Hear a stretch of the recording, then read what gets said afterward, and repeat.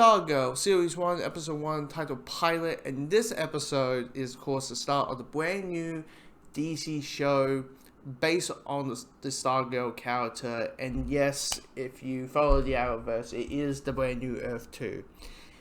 And I was looking forward to the show just because of one name, basically. It's Jeff Johns. If you don't know the name of Jeff Johns, he is a very, very, very established comic book writer. I think he's the best writer working at DC, or was. He kind of jumps in and out. Like, he used to be the guy, and now he's like, oh, I'll do this story, I'll do that story, I'll do that story. I'll go back to DC and leave. Go back to DC and leave. But anytime he writes, like, I'm really looking for Three Jokers just because he's writing it.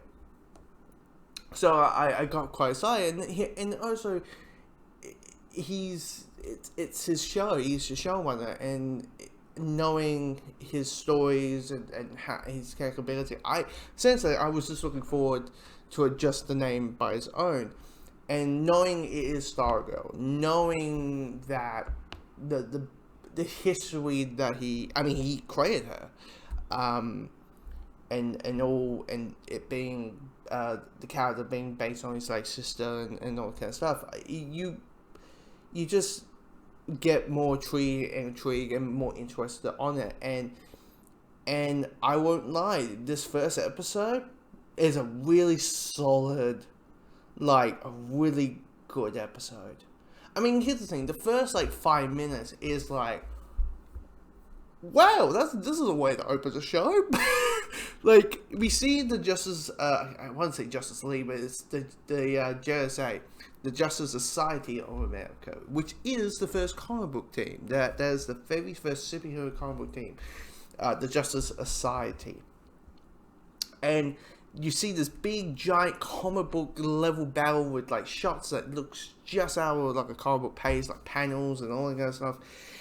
And it's really well handled, this big action scene, and then they say the word Grundy. I'm like, sorry, what?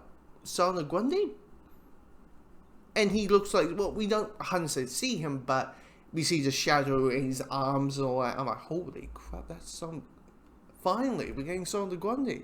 Because Son of Grundy has always been the guy who's like, just he's undead and he's great, just do that, just get someone, just kill a cat off and bring them back and he's great, and then he started with Grundy. So it's great to see this giant big Hulk-sized beast zombie chasing some of the characters that we're following. So I was just, I don't want to say much, but the first 5 minutes is absolute like grip to your seat level stuff. And then when we get to Courtney, who's Stargirl, it kind of does feel, it's a good type of genre, but it does feel, it is a very, I would say paint by numbers, but a very good, paint by numbers, a very good paint by numbers character style of a teenage coming age story where, okay, our main character's going to a location of a town. She has a missing hope, which is her father. Here comes the stepfather coming along. There's a bit of a wiry of the whole thing of a placement. She's having a hard time at school. She's trying to stand by herself, and she's this and this. I don't know, make friends. She's texting on the phone, like. And I'm like, okay, like, this is not bad, but I just feel like, okay, I probably have seen this like 6 billion times in a high school environment.